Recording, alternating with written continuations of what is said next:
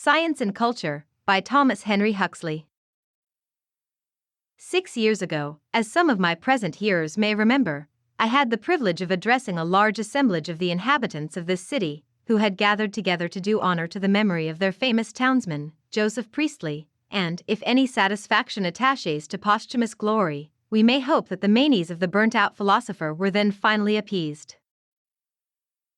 No man, however, who is endowed with a fair share of common sense, and not more than a fair share of vanity, will identify either contemporary or posthumous fame with the highest good, and Priestley's life leaves no doubt that he, at any rate, set a much higher value upon the advancement of knowledge and the promotion of that freedom of thought which is at once the cause and the consequence of intellectual progress. Hence I am disposed to think that, if Priestley could be amongst us today, the occasion of our meeting would afford him even greater pleasure than the proceedings which celebrated the centenary of his chief discovery. The kindly heart would moved, the high sense of social duty would be satisfied, by the spectacle of well-earned wealth, neither squandered in tawdry luxury and vainglorious show, nor scattered with the careless charity which blesses neither him that gives nor him that takes, but expended in the execution of a well-considered plan for the aid of present and future generations of those who are willing to help themselves. We shall all be of one mind thus far.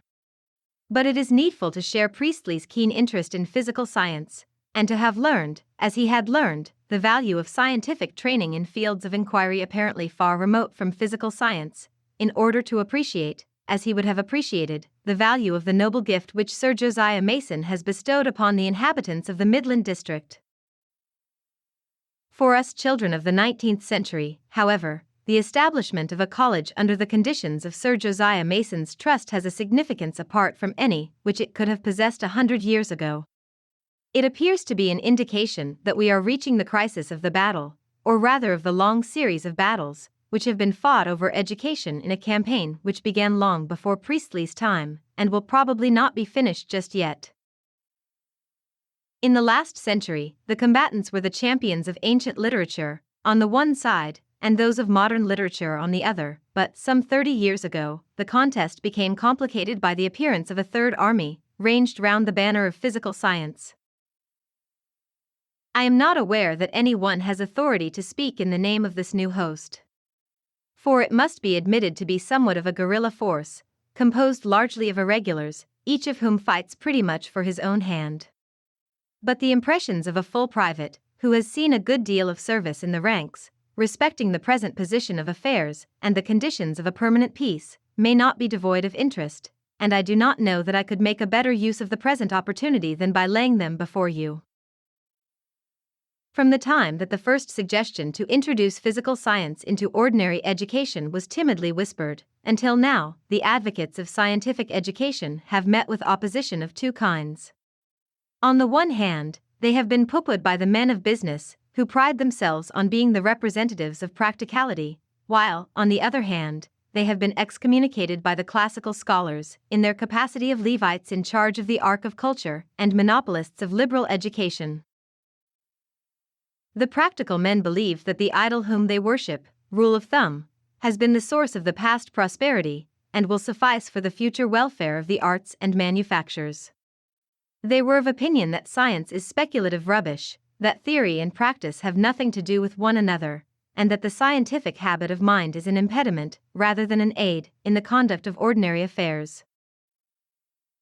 I have used the past tense in speaking of the practical men, for although they were very formidable 30 years ago, I am not sure that the pure species has not been extirpated. In fact, so far as mere argument goes, they have been subjected to such a feu d'enfer that it is a miracle if any have escaped. But I have remarked that your typical practical man has an unexpected resemblance to one of Milton's angels. His spiritual wounds, such as are inflicted by logical weapons, may be as deep as a well and as wide as a church door, but beyond shedding a few drops of ichor, celestial or otherwise, he is no whit the worse.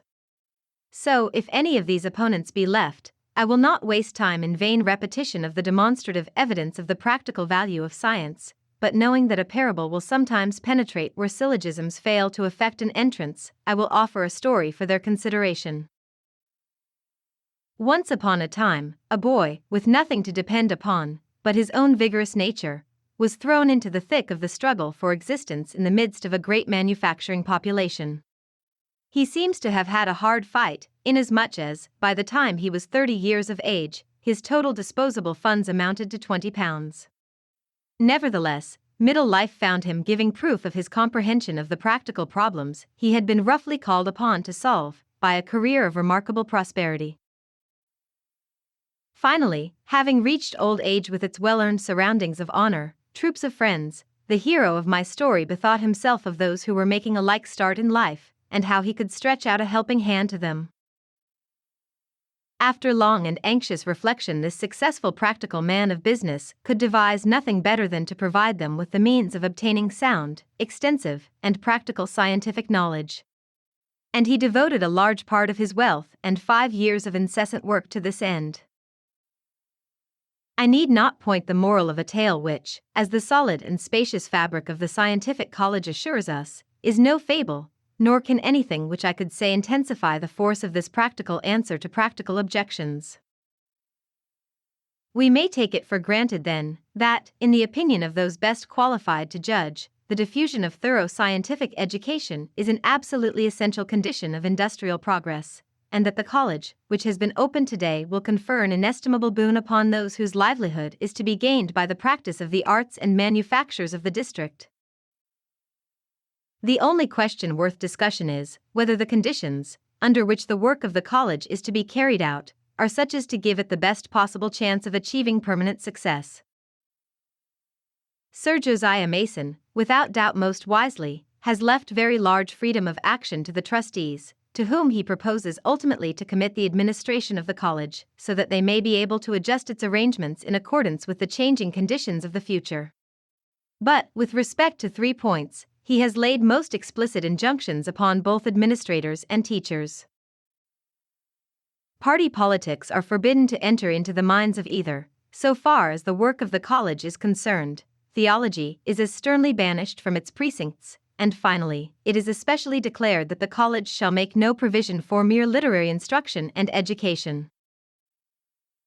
It does not concern me at present to dwell upon the first 2 injunctions any longer than may be needful to express my full conviction of their wisdom.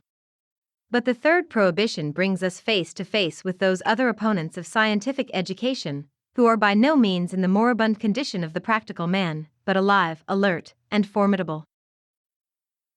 It is not impossible that we shall hear this express exclusion of literary instruction and education from a college which, nevertheless, professes to give a high and efficient education, sharply criticized.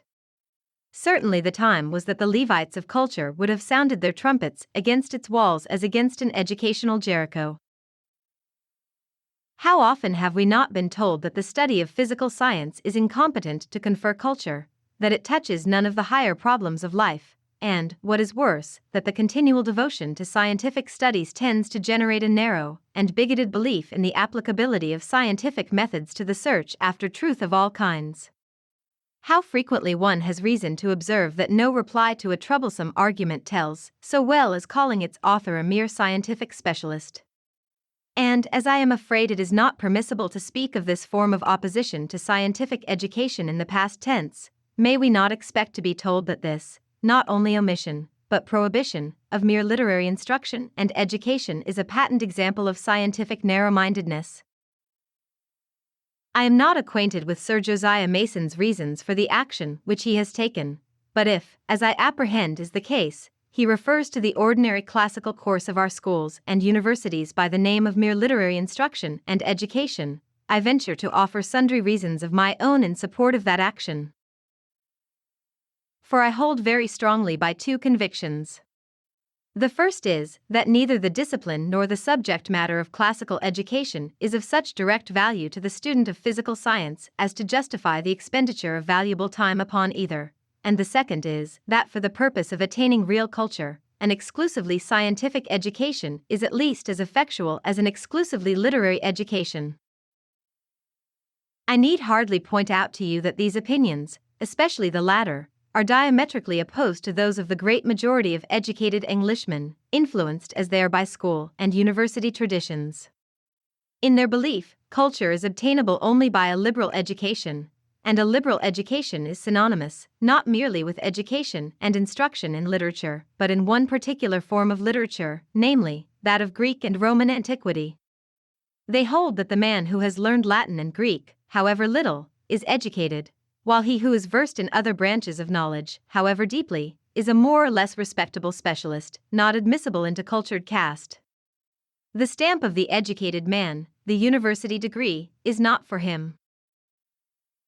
I am too well acquainted with the generous catholicity of spirit, the true sympathy with scientific thought, which pervades the writings of our chief apostle of culture to identify him with these opinions, and yet one may cull from one and another of those epistles to the Philistines, which so much delight all who do not answer to that name, sentences which lend them some support. Mr. Arnold tells us that the meaning of culture is to know the best that has been thought and said in the world. It is the criticism of life contained in literature. That criticism regards Europe as being, for intellectual and spiritual purposes, one great confederation, bound to a joint action and working to a common result, and whose members have, for their common outfit, a knowledge of Greek, Roman, and Eastern antiquity, and of one another.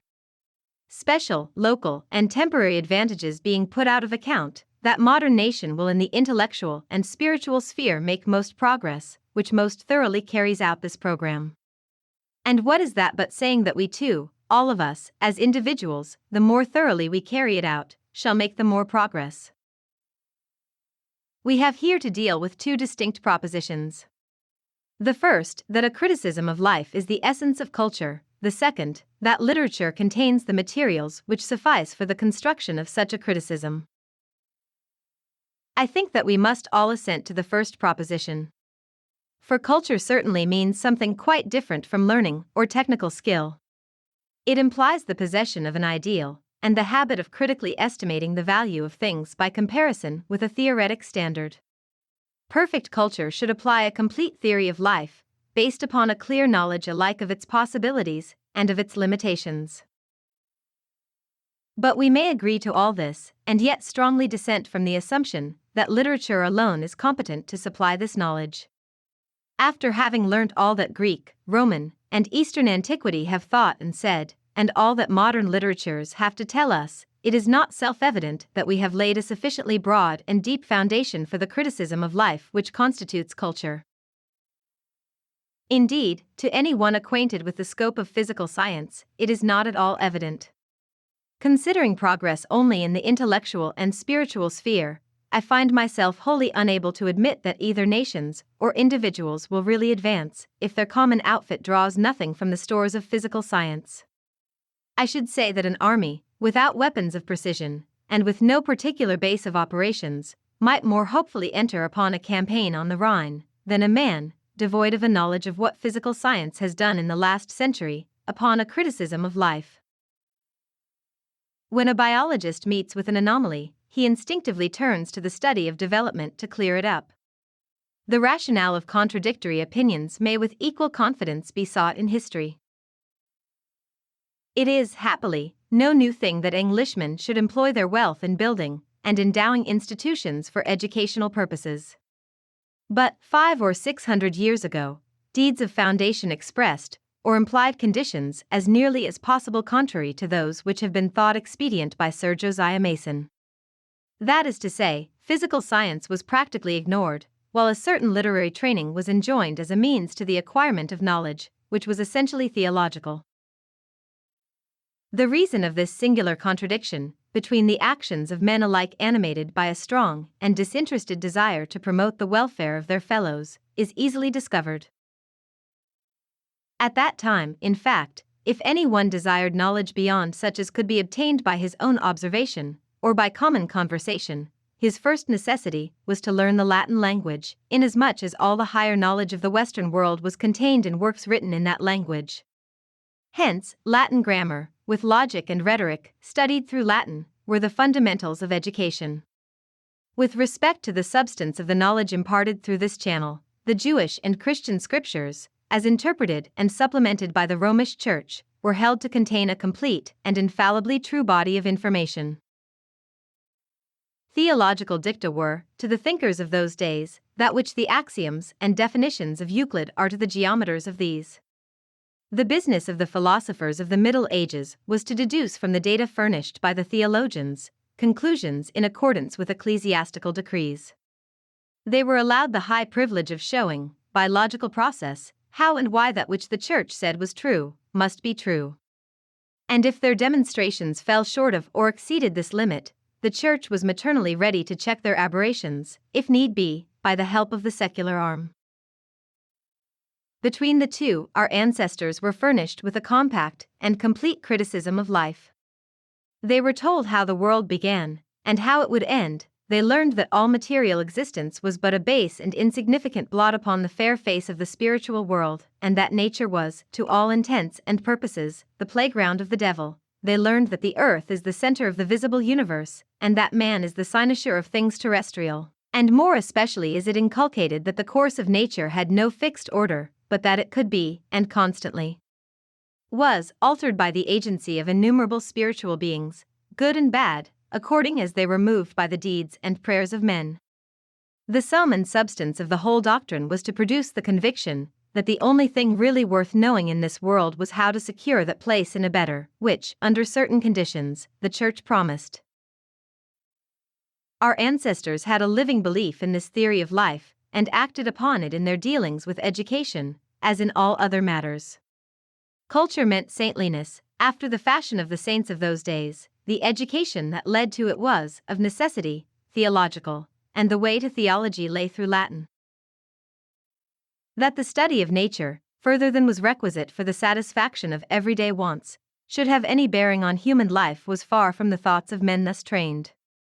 Indeed, as nature had been cursed for man's sake, it was an obvious conclusion that those who meddled with nature were likely to come into pretty close contact with Satan.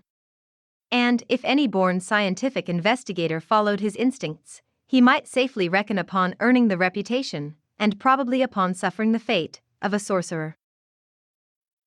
Had the Western world been left to itself in Chinese isolation, there is no saying how long this state of things might have endured. But, happily, it was not left to itself.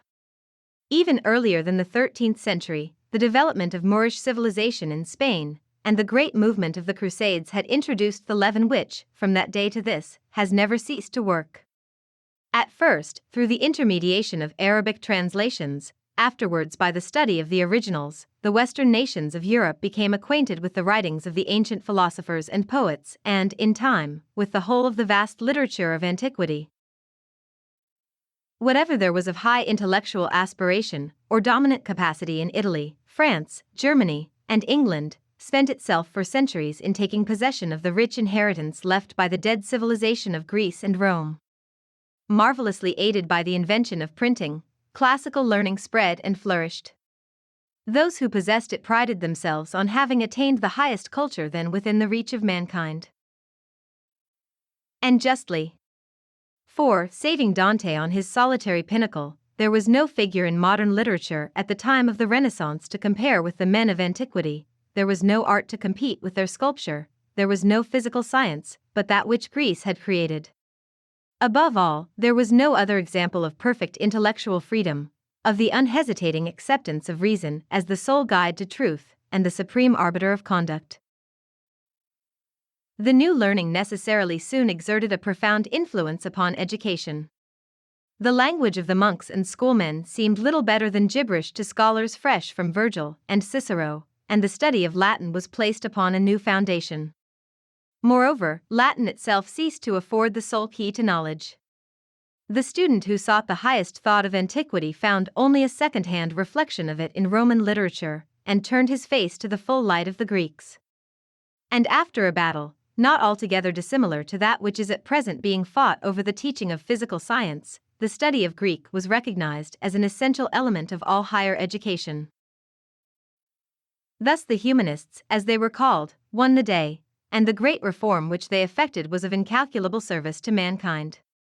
But the nemesis of all reformers is finality, and the reformers of education, like those of religion, fell into the profound, however common, error of mistaking the beginning for the end of the work of reformation. The representatives of the humanists in the 19th century take their stand upon classical education as the sole avenue to culture, as firmly as if we were still in the age of Renaissance. Yet, surely, the present intellectual relations of the modern and the ancient worlds are profoundly different from those which obtained 3 centuries ago. Leaving aside the existence of a great and characteristically modern literature, of modern painting, and, especially, of modern music, there is one feature of the present state of the civilized world which separates it more widely from the Renaissance than the Renaissance was separated from the Middle Ages. This distinctive character of our own times lies in the vast and constantly increasing part which is played by natural knowledge. Not only is our daily life shaped by it, not only does the prosperity of millions of men depend upon it, but our whole theory of life has long been influenced, consciously or unconsciously, by the general conceptions of the universe, which have been forced upon us by physical science. In fact, the most elementary acquaintance with the results of scientific investigation shows us that they offer a broad and striking contradiction to the opinions so implicitly credited and taught in the Middle Ages.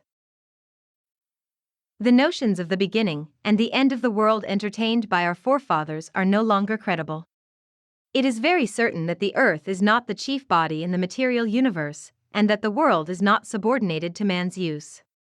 It is even more certain that nature is the expression of a definite order with which nothing interferes, and that the chief business of mankind is to learn that order and govern themselves accordingly. Moreover, this scientific criticism of life presents itself to us with different credentials from any other. It appeals not to authority, nor to what anybody may have thought or said, but to nature. It admits that all our interpretations of natural fact are more or less imperfect and symbolic, and bids the learner seek for truth not among words, but among things. It warns us that the assertion which outstrips evidence is not only a blunder but a crime. The purely classical education advocated by the representatives of the humanists in our day gives no inkling of all this. A man may be a better scholar than Erasmus, and know no more of the chief causes of the present intellectual fermentation than Erasmus did. Scholarly and pious persons, worthy of all respect, favor us with allocutions upon the sadness of the antagonism of science to their medieval way of thinking, which betray an ignorance of the first principles of scientific investigation, an incapacity for understanding what a man of science means by veracity, and an unconsciousness of the weight of established scientific truths, which is almost comical. There is no great force in the tu quoque argument, or else the advocates of scientific education might fairly enough retort upon the modern humanists that they may be learned specialists, but that they possess no such sound foundation for a criticism of life as deserves the name of culture.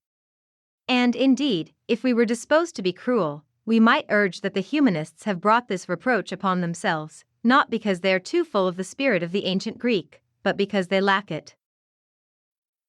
The period of the Renaissance is commonly called that of the revival of letters, as if the influences then brought to bear upon the mind of Western Europe had been wholly exhausted in the field of literature.